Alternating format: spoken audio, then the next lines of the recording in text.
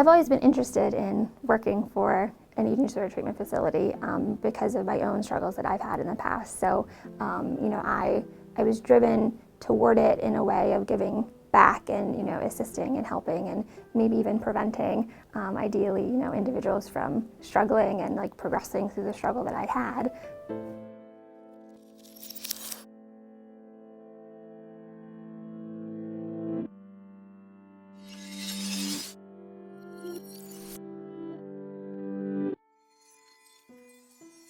You hurt, you heal, and then you help, and you give back. So there isn't anything more rewarding when you get to that place of helping other people where you were, and helping them out, because it feels very confining and you can't see, outside of that a lot of times when you're dealing with, I think, any mental illness, if it's substance abuse or eating disorders, and, like someone can be on the other side, like, hey, like I've been there, like follow this way, or like come this way, and like just helping to support and lead. I don't have the answers for that specific individual, but I know how it worked for me, and maybe they can gain something from my experience. I'm not open about it in the facility where I work. There are a handful of people that are aware of my history. I don't think that you need to share that in order to connect with people. Like, I think you can connect very authentically without being like, oh, I've been there. Because that can also minimize their struggle too.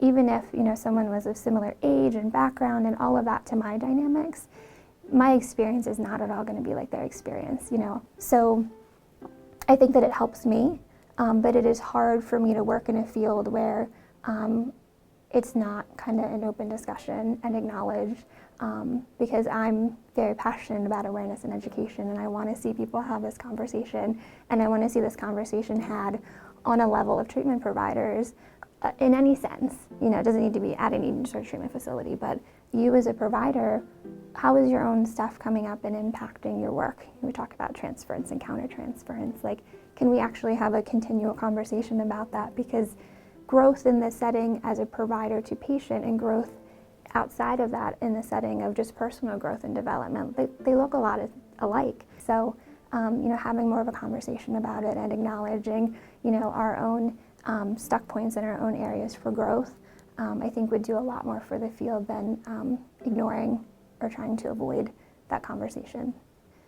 I mentioned we treat eating disorders and then whatever else comes with it. There's oftentimes many other pieces, not necessarily underlying, but occurring together that are influencing eating disorder behaviors. And so a lot of times we'll see that eating disorder behaviors develop from low self-esteem or perfectionistic tendencies where someone's not right if everyone around them isn't happy, and that should be a red flag. If emotionally your moods are up and down, and like when it comes to eating food, like your moods are really up and down, or you're avoiding those situations, or you're avoiding friends because those friends might go out and have food, counting calories, like a lot of obsession starting around food, where it's taking up a large percentage of your time. But in my experience, the behaviors of my eating disorder developed after I already had a framework laid mentally of low self-esteem and depression and anxiety and perfectionism. And those all really were beginning to be ingrained when I was really young. So by the time like my eating disorder behavior started, I was around 12, 13. So all of that framework was laid before, and what I was hearing around me in my family in terms of, my behavior and watching more so, my observations of how my family dealt with food or how my family focused on emotions or how they didn't, and the cultural piece of it too. There was a lot with, what I was reading in magazines and seeing on TV and, what my friends were doing and what we were all talking about. The focus was always on weight, from a young age. So I was taking that in, and comparison started really young too. So, you can compare yourself with a multitude of people, and there's always going to be something that's different. And as a child, you equate that difference as something that's bad, or at least I did, because you want to fit in and you want to be liked, and, you don't understand that individualism and, kind of, having that self-love as a child. I don't think that it's, taught really at all.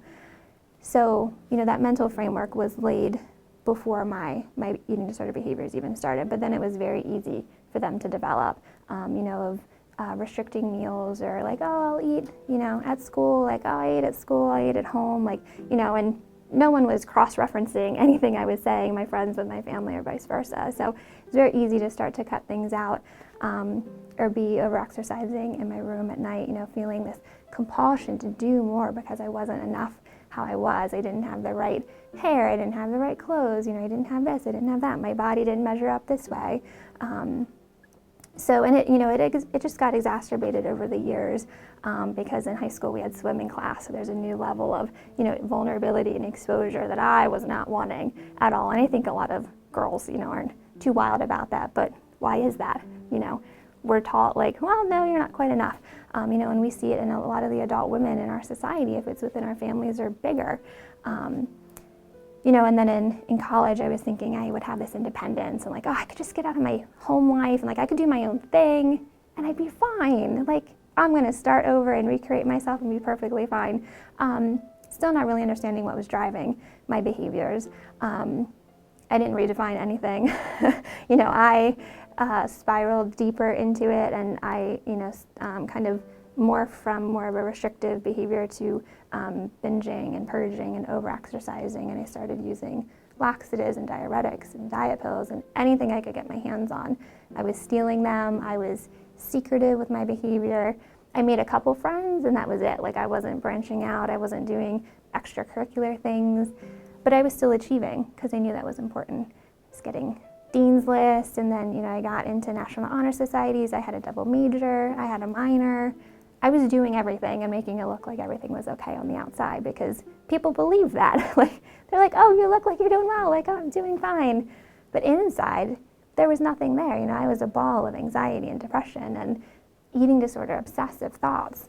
I wasn't really living.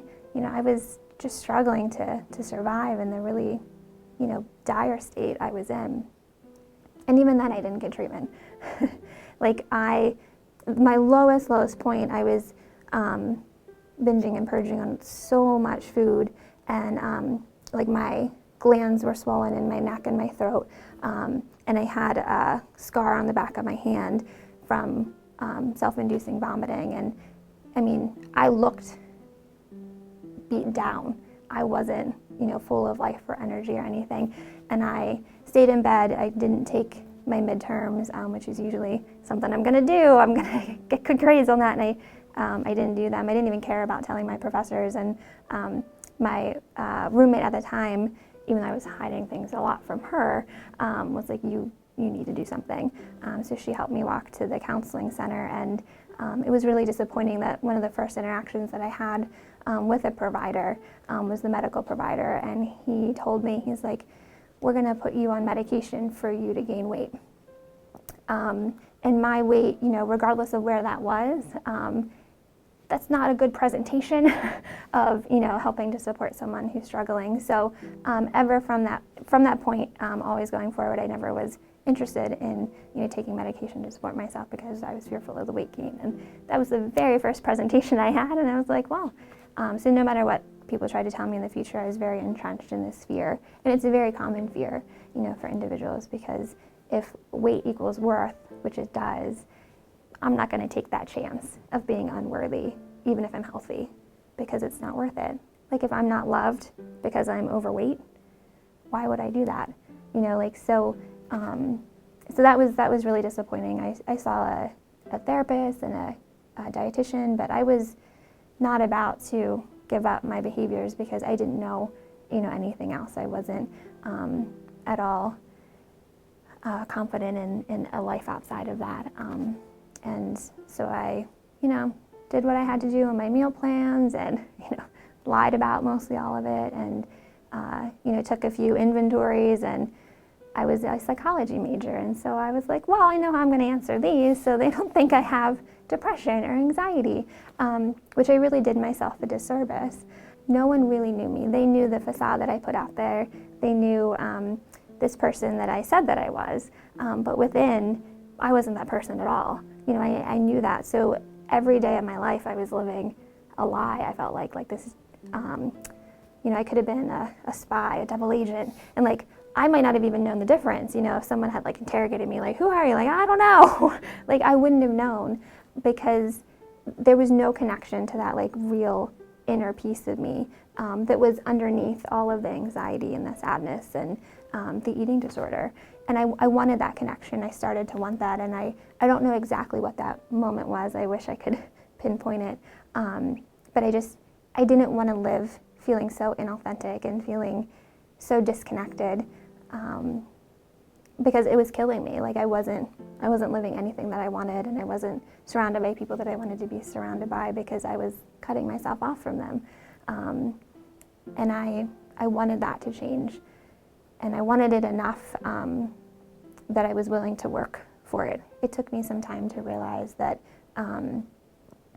I could be loved regardless of, having feelings of sadness and anxiety and, a weird relationship with food as I started to recover. But that came with time. I wish we could educate kids and tell them, like, look, it doesn't matter. Like, that unconditional love thing you hear about, like, it's true. It doesn't matter your size. Of course we want people to be healthy, but that looks different for everyone. And America definitely tries to put people in this little box. And it's killing a lot of people. Eating disorders have, anorexia has the highest mortality rate of mental illnesses. So I did end up, starting with a therapist and a dietitian, and I saw a nurse practitioner for medication, and I took it and I felt better. I started on it and my mood started to lift, and I started to see more of what that future could be like. And even though I was still very scared taking it, I felt like I could see a glimpse of what things could be like, and I was hopeful to get there. Which increased my compliance with everything else. But in that time too, I found yoga, and I started doing yoga, and for me, it was a hugely connective piece of my mind and my body, because I was living out of my body and all in my head for most of my life. My thoughts were driving my behavior, my emotions that arose were driving my behavior, and I wasn't seeing anything else. I wasn't listening to that gut instinct or, those feelings like, oh, I know that's right. Like I couldn't feel that at all, because I was so driven by mental illness. And I've added on meditation, because even though, it feels like in class it can be very cathartic, and outside of those periods, I still need that catharsis, like those thoughts still come up, and emotions, tempt me to kind of go along with them, and like, oh, she cut me off, like it's a fruitless effort. It's only going to bring up anger and anxiety in me, and like I'm going to instill that onto somebody else. It doesn't contribute anything, for my life or to the world, and I don't want to do that. I'm not saying I don't. There are still times when I'll get up on somebody because they cut me off, and like, you need to know better. But I don't need to be doing that, so it's a continual process for me of learning how to let go and be with myself in the moment. But since I've, maintained those pieces, like I'm not abandoning myself as I was before. Before I would, I'd toss in the towel, I'd go and over-exercise or binge and purge and try and like get rid of those feelings. But anymore, like, it's a feeling, and we all have them. And hopefully, they can pass through, and like they don't influence our behaviors in ways that we wouldn't want to act. So it's a continual process now for me, in every little moment, that anxiety comes up, or those thoughts come up, I'm working to not attach myself to them, because my thoughts have the power to destroy me in the past, and I think that's a really scary thing, which I think makes mental illness a very, very concerning concept. But that's how people are dying, from suicidal ideation, from eating disorders, from depression and anxiety, because they're so entrenched in those thought processes and they can't see out of it. So I want to continue to maintain my well-being. So it's a daily process for me. I mean, the ultimate message I think always should be that there's hope.